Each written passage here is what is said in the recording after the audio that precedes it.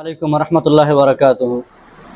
الحمد لله رب العالمين والعاقبة للمتقين والصلاة والسلام على أشرف الأنبياء والمرسلين نبينا وقدوتنا محمد وعلى آله وأصحابه أجمعين ومن تبعهم بإحسان إلى يوم الدين بعد. সম্মানিত স্নেহের ছাত্রবৃন্দরা এবং অন্যান্য ভাই বন্ধুরা, আজকের আমাদের কিতাবুত তাওহীদের দার্সে বিশেষ করে তৌহিদের যে অপোজিট এবং বিপরীত বিষয়, যেটি অত্যন্ত গুরুত্বপূর্ণ একটি বিষয়, সেটি হলো শিরক। সে বিষয় নিয়ে মূলত আজকের আলোচনা হবে। কারণ তৌহিদের দার্স একাধিকভাবে আমরা ধারাবাহিকতার সহিত তার ফজিলত, গুরুত্ব, আরও যে সমস্ত বিষয় অধ্যায়গুলো আছে, চ্যাপ্টারগুলো আছে, সেগুলো আমরা পড়তে থাকব। তবে শারেহ অর্থাৎ কিতাবুত তাওহীদের যিনি শারা করেছেন শেখ সালেহ বিন আব্দুল আজিজ বিন আলী শেখ, তিনি এই তৌহীদের এই বিষয়টির পরে, অর্থাৎ তৌহীদের গুরুত্ব এবং ফজিলতের পরে, যেটি এখনো অধ্যায় শুরু হয়নি, তিনি শিরকের কিছু আলোচনা করেছেন। যে তৌহীদের অপোজিট বিষয় হচ্ছে শিরক, তৌহীদের বিপরীত বিষয় হচ্ছে শিরক, যেটি মানুষের তৌহীদকে নষ্ট করে দেয়, তৌহীদের রুবুবিয়াত, উলুহিয়াত এবং আসমা ও সিফাতকে বিনষ্ট করে দেয়। শিরক বলতে আমরা কি বুঝি, শিরক কাকে বলে, শিরকের যে সমস্ত প্রকার বা আকসামগুলো আছে সেগুলো সম্পর্কে আমরা জানব, এবং কোন শিরক করলে দিন ইসলাম থেকে খারিজ হয়ে যায় বা কোনটি করলে হয় না, বা শিরক কখন থেকে শুরু হলো, শিরকের উৎপত্তি কখন হলো, মাসদারুশ শিরক, এই বিষয়গুলো আজকে আমরা সংক্ষিপ্ত আকারে জানার চেষ্টা করবো ইনশাআল্লাহুল আজিজ। ওয়া মা তাওফীক ইল্লা বিল্লাহ। শিরক মূলত লগবি অর্থে বলা হয়েছে শিরক, লোকাতান বলা হয়েছে যে আন-নিদ, শরীক করা, অথবা ইত্তেখাদুশ শরীক বলা হয়েছে। শিরকের লগবি অর্থ ইত্তেখাদুশ শরীক বলা হয়েছে, অথবা ভাই এটা বন্ধ করেন, কামরুল ভাই আপনার মাইক্রোফোনটা বন্ধ করেন। ইত্তেখাদুশ শিরক, আল্লাহ রাব্বুল ইজ্জতের সাথে কাউকে শরীক করা, সমকক্ষ স্থির করা, এটি হলো শিরকের লগবি মানা। ইসতিলাতে শিরক বলা হয়, বিভিন্ন জনা বিভিন্ন রকমের তারিফ বা সংজ্ঞা করেছেন। কেউ বলেছেন শিরকের ইসতিলাহি অর্থ হচ্ছে সরফুল ইবাদাতি লিগাইরিল্লাহ, যে ইবাদত গায়রুল্লাহর জন্য করা হয়ে থাকে সেটি হলো শিরক। তবে আরও কেউ শিরকের ইসতিলাহি অর্থ করেছেন হুয়া ইত্তেখাদু শরীকিন মা আল্লাহি জাল্লা ওয়া আলা ফির রুবুবিয়্যাতি ফিল ইবাদাতি আও ফিল আসমাই ওয়াস সিফাতি, আল্লাহ তাআলার সাথে কাউকে শরীক করা, সেটি রুবুবিয়তের ক্ষেত্রে হোক, অথবা উলুহিয়াত এবং ইবাদতের ক্ষেত্রে হোক, অথবা তাওহীদুল আসমা এবং সিফাতের ক্ষেত্রে হোক না কেন, আল্লাহ রাব্বুল ইজ্জতের নাম এবং গুণাবলীর ক্ষেত্রে হোক না কেন, এগুলোর ক্ষেত্রে কাউকে শরীক করা মানেই হলো সেটি শিরক। এটি হলো শিরকের লাগবি এবং ইসতিলাহি তথা শাব্দিক এবং পারিভাষিক অর্থ। শিরকের একাধিক প্রকার আছে, যেমন মোটামুটিভাবে শিরকের দুইটি প্রকার বর্ণনা করা হয়ে থাকে, যে শিরকে আকবার এবং শিরকে আসগার। শিরকে আকবার এবং শিরকে আসগার কাকে বলে সেগুলি আমরা জানব, এবং শিরকে আকবার এবং শিরকে আসগারের মধ্যে বেশ কিছু পার্থক্য আছে, সেগুলি আমরা জানব। শিরকে আকবার বিশেষ করে বলা হয়ে থাকে সেই সকল প্রকারের শিরকে যা বিশেষ করে শরীয়তে সেগুলিকে উল্লেখ করা হয়েছে, এবং যেগুলো করলে মানুষ তার দিন ইসলাম থেকে বহিষ্কার হয়ে যায়, দিন ইসলাম থেকে বহিষ্কার হয়ে যায়, এমন ধরনের কাজকে, কর্মকে বড় শিরক বলা হয়ে থাকে। ছোট শিরক যেটি শিরকে আসগার, শিরকে আসগার কাকে বলে? শিরকে আসগার হলো সেই সমস্ত কাজ বা কথা যা শরীয়তে সেটাকে শিরক বলা হয়েছে, এবং শরীয়তের অন্যান্য দলিল দ্বারাও সেটা প্রমাণিত হয়েছে, জানা গেছে যে এই ধরনের কাজ করলে সে দিন ইসলাম থেকে খারিজ হয় না, বহিষ্কার হয় না, এমন বিষয়কে ছোট শিরক বলা হয়ে থাকে, এমন বিষয়কে ছোট শিরক বলা হয়ে থাকে। শিরক আকবরের উদাহরণ একাধিক রয়েছে, যেমন বলেছেন ফামিসালুজ যাহির মিনাশ শিরকিল আকবর যেমন ইবাদতুল আওসান, মূর্তি পূজা করা, ঠাকুর পূজা করা, কবর পূজা করা, মাজার পূজা করা, মৃত ব্যক্তির ইবাদত করা, জিনের ইবাদত করা, মানুষের ইবাদত করা, এই সমস্ত বিষয়গুলোকে বলা হয়েছে শিরকে আকবার। এগুলি শিরকে আকবার। আর শিরকে আসগার যেমনটি আমরা জানি হাদিসের ভাষা থেকে রিয়া, লৌকিকতাকে ছোট শিরক বলা হয়েছে। এবং আল্লাহ ছাড়া অন্যের নামে যে কসম খাওয়া হয়, পিতামাতার নামে, মসজিদ মাদ্রাসার নামে, মা বাবার নামে, ঠাকুর দেব দেবতার নামে, এই ধরনের আল্লাহ ছাড়া অন্যের নামে কসম খাওয়ার বিষয়টিকে ছোট শিরক বলা হয়েছে। তাহলে বড় শিরক এবং ছোট শিরকের উদাহরণ আমাদের সম্মুখে রয়েছে। হাদিসে ছোট শিরকের কথা বলতে গিয়ে রাসূলুল্লাহ সাল্লাল্লাহু আলাইহি ওয়াসাল্লামের হাদিস রয়েছে, ইন্না আখওয়াফা মা আখাফু আলাইকুমুশ শিরকুল আসগার ফাসুইলা আনহু ফাকালা আর-রিয়া। রাসূলুল্লাহ সাল্লাল্লাহু আলাইহি ওয়াসাল্লামকে জিজ্ঞাসা করা হলে যে ছোট শিরক কি জিনিস, তিনি বলেছিলেন রিয়া, লৌকিকতা। অনুরূপভাবে কসমের বিষয়ে হাদিস রয়েছে, যে আল্লাহ ছাড়া অন্যের নামে যারা কসম খায়, মানে হালাফা বিগাইরিল্লাহি ফাকাদ আশরাকা, সে শিরক করলো। শিরক করলো বলতে ওখানে মূলত ছোট শিরকের কথা বলা হয়েছে, শিরকুন আসগার।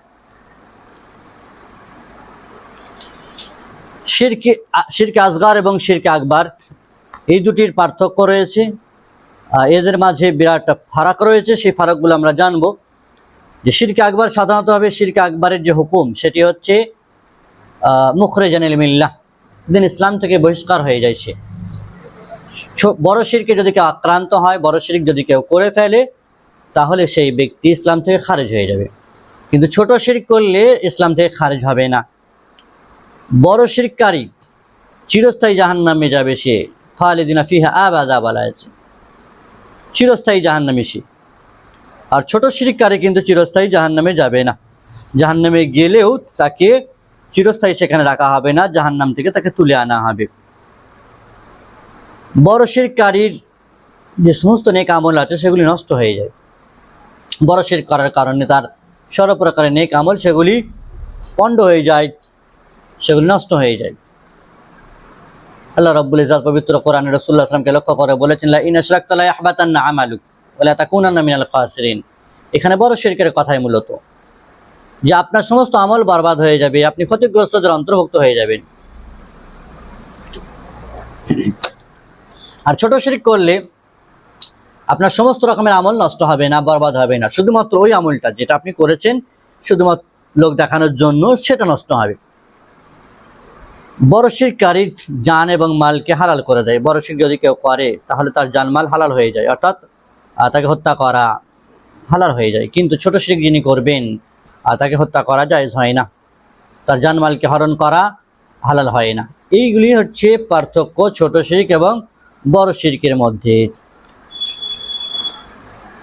এই শিরকের প্রকার বর্ণনা করতে গেলে উলামায়ে কেরামরা আবার অনেকেই বলেছেন যে শিরকে কেউ আবার 3 ভাগে ভাগ করেছেন। সেটি অন্য একটি প্রকারের মধ্যে আত-তাকসীমুস সানি লিশ-শিরকি ওয়া হুয়া জাআলাহু সালাসাত আকসাম, আকবার ওয়া আসগার ওয়া খাফি। উলামায়ে কেরামরা কেউ কেউ শিরকে আবার 3 ভাগে বিভক্ত করেছেন, শিরকে আকবার, শিরকে আসগার এবং শিরকে খাফি।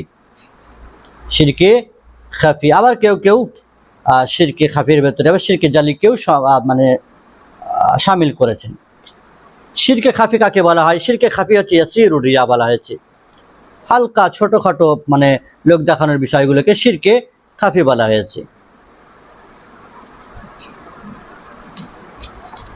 আবার শিরকে জালি, শিরকে খাফি যেটি বলা হয় সেটা হচ্ছে অস্পষ্ট বড় শিরক হয়ে থাকে, যেমন মুনাফিকদের শিরক হয়ে থাকে, তাদের লোক দেখানো কর্মকাণ্ড হয়ে থাকে, তারা আল্লাহ ছাড়া অন্য কেউ করতে পারে না, গায়রুল্লাহকে ভয় করে, এই ধরনের বিষয় থাকে।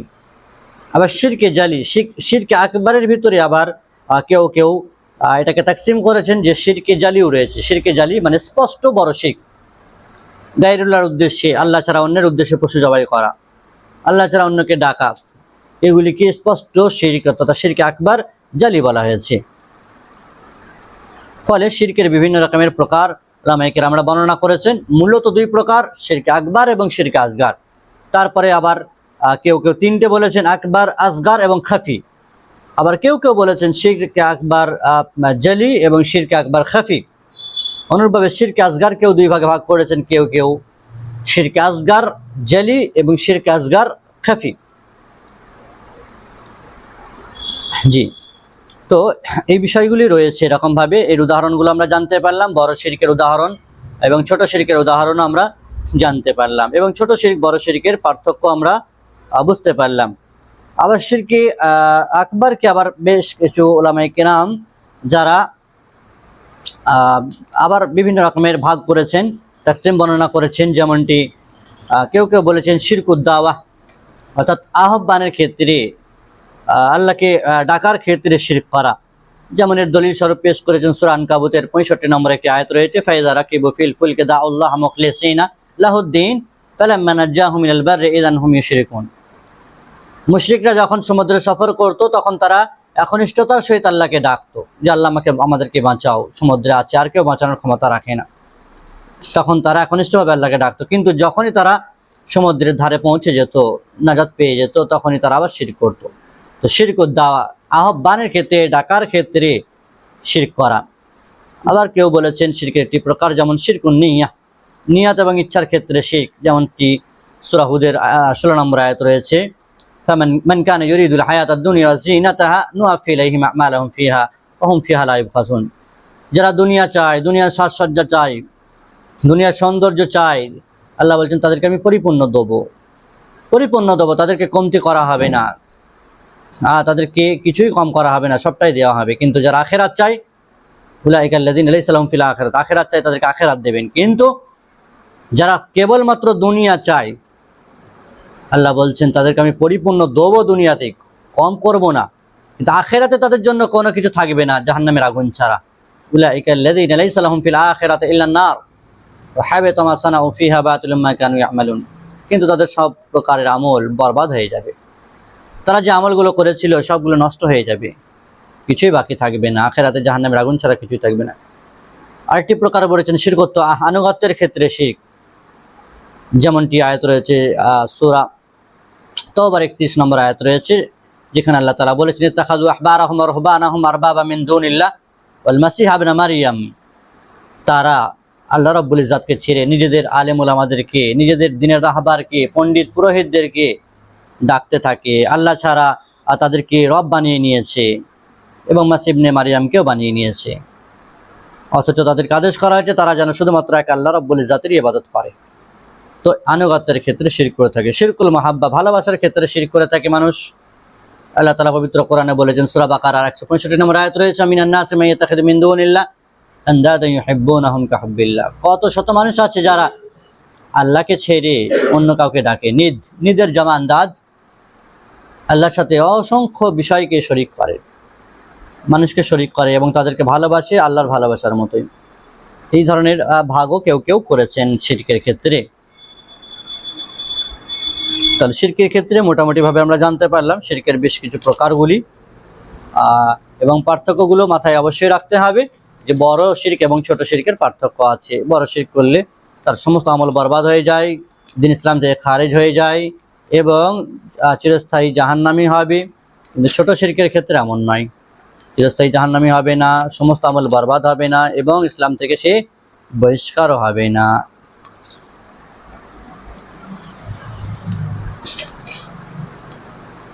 জি, তারপরে আমাদের একটি বিষয় হচ্ছে এখানে শিরকের সাথে সম্পৃক্ত, সেটি হচ্ছে শিরক কখন থেকে শুরু হয়, মাসদারুশ শিরক, শিরকের উৎপত্তি কখন। শিরক আমরা জানি বিশেষ করে সর্বপ্রথম আব্দুল্লাহ বিন আব্বাস রাদিয়াল্লাহু তাআলা একটি কথা রয়েছে যে আদম এবং নূহ আলাইহিস সালামের মাঝে 10 শতাব্দীর একটি ব্যবধান ছিল। এই সময়ে সকল মানুষ কিন্তু তৌহিদবাদী ছিলেন, সকল মানুষ তারা তৌহিদবাদী ছিল। কিন্তু নূহ আলাইহিস সালামের প্রেক্ষাপটে বেশ কিছু নেক মানুষ ছিল যাদের কথা আমরা জানি। সূরা নূহ আল্লাহ আলোচনা করেছেন, ওয়াকালু লা তাযারুন্না আলিহাতাকুম ওয়া লা তাযারুন্না ওয়াদ্দান ওয়া লা সুওয়াআন ওয়া লা ইয়াগুস ওয়া ইয়াউক ওয়া নাসরা।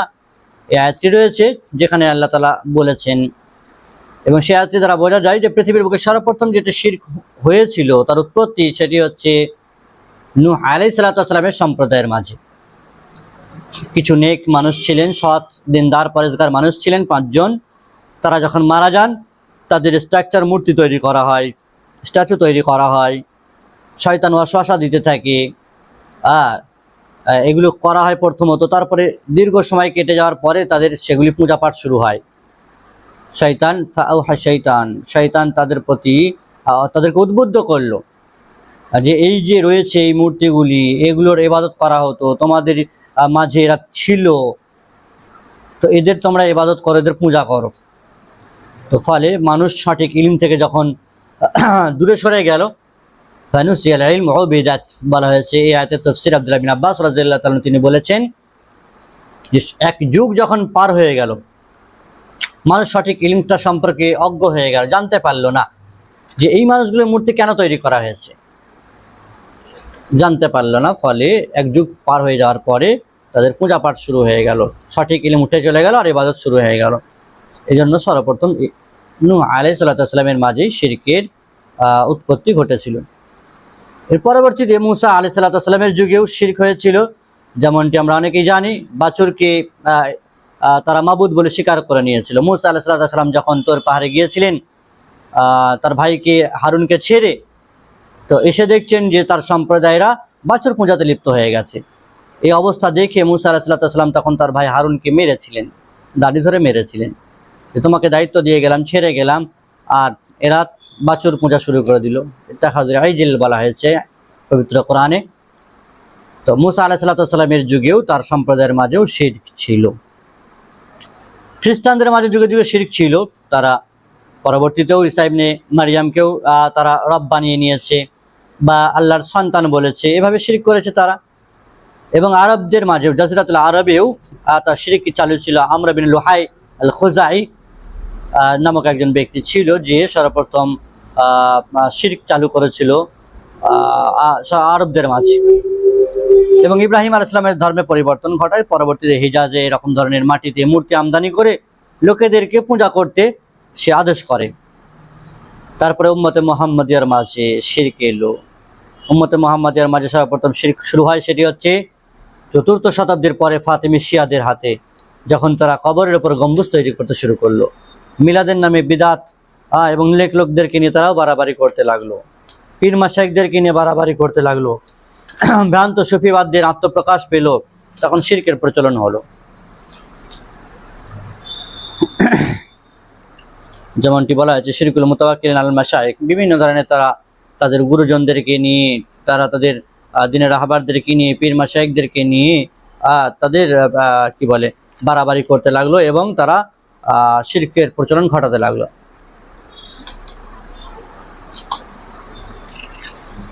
শিরকের ক্ষেত্রে যে একাধিক ভয়াবহতা রয়েছে, তার যে চরম শাস্তির কথা রয়েছে পবিত্র কোরআন এবং সহিহ সুন্নাতে, আমরা জানি যে যদি কোনো ব্যক্তি শিরক অবস্থায় মারা যায়, অর্থাৎ মুশরিক অবস্থায় মারা যায়, তাহলে আল্লাহ রাব্বুল ইজ্জাত তাকে ক্ষমা করবেন না, তার গুনাহ মাফ করবেন না।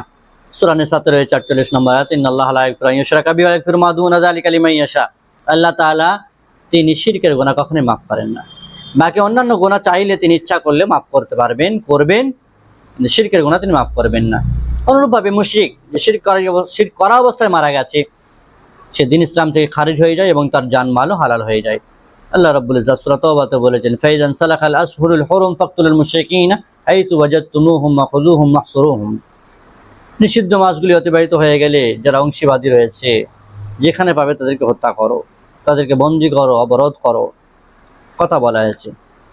এবং তাদের যে আমলগুলো বরবাদ হয়ে যাবে, নষ্ট হয়ে যাবে, পূর্বের যে সমস্ত নেক আমল করেছে সেগুলো ধ্বংস হয়ে যাবে সব কিছু।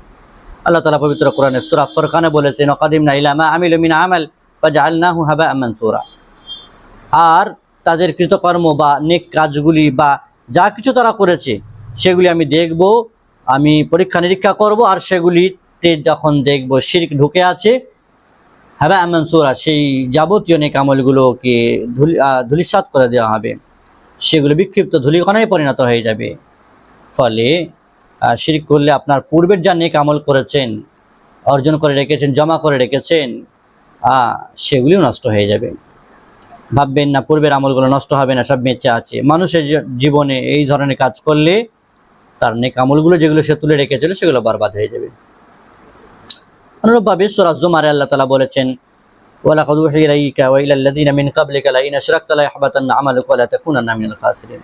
হে নবী, যদি আপনিও আল্লাহর সাথে কাউকে শরীক করেন তাহলে আল্লাহ তাআলা আপনারও আমলগুলো বরবাদ করে দেবেন আর আপনিও ক্ষতিগ্রস্তদের অন্তর্ভুক্ত হয়ে যাবেন। ফলে মুশরিকদের কোনো আমল কিন্তু আল্লাহ তাআলা কবুল করবেন না এবং তাদের সকল নেক আমলগুলো বরবাদ হয়ে যাবে। অনুরূপভাবে মুশরিকদের ক্ষেত্রে জান্নাত হারাম এবং জাহান্নাম তাদের জন্য চিরস্থায়ী ঠিকানা। জাহান্নামে তাদের বাসস্থান হবে আর জান্নাত তাদের জন্য চিরকালের হারাম হবে। সূরা মাইদাতে আল্লাহ বলেছেন, ইন্নাহু মান ইউশরিক বিল্লাহি ফাকাদ হারামাল্লাহু আলাইহিল জান্নাহ ওয়া মাওয়াহুন নার ওয়া মা লিয-যালিমিন মিন আনসার বলা হয়েছে।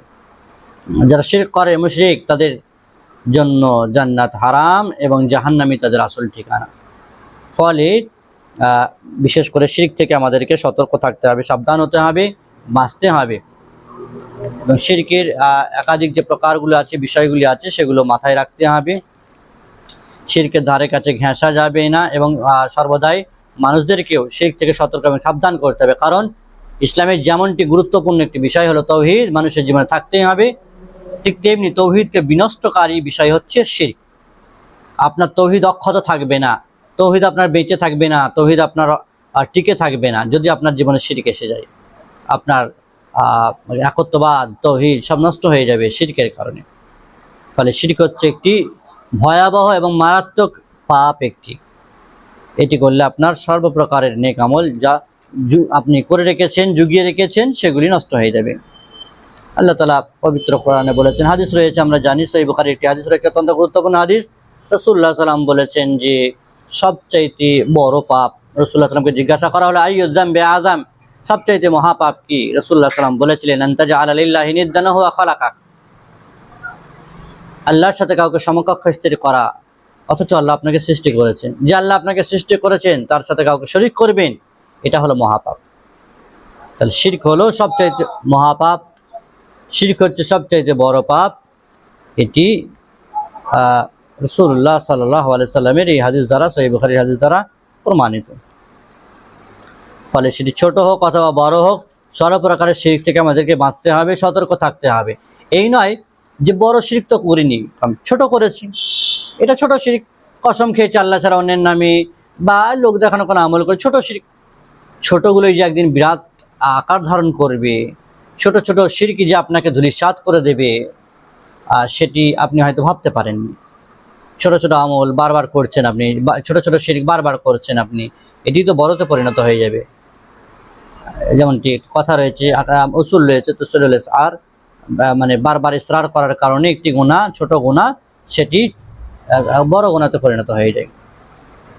ফলে আল্লাহ রাব্বুল ইজ্জতের কাছে দোয়া করি আল্লাহ তাআলা তিনি যেন আমাদের সকলকে এই শিরক থেকে হেফাজত করেন, রক্ষা করেন, শিরক থেকে আমাদেরকে বাঁচান। জি, সাল্লাল্লাহু আলা নবিয়িনা মুহাম্মদ ওয়া আলা আলিহি ওয়া সাহবিহি।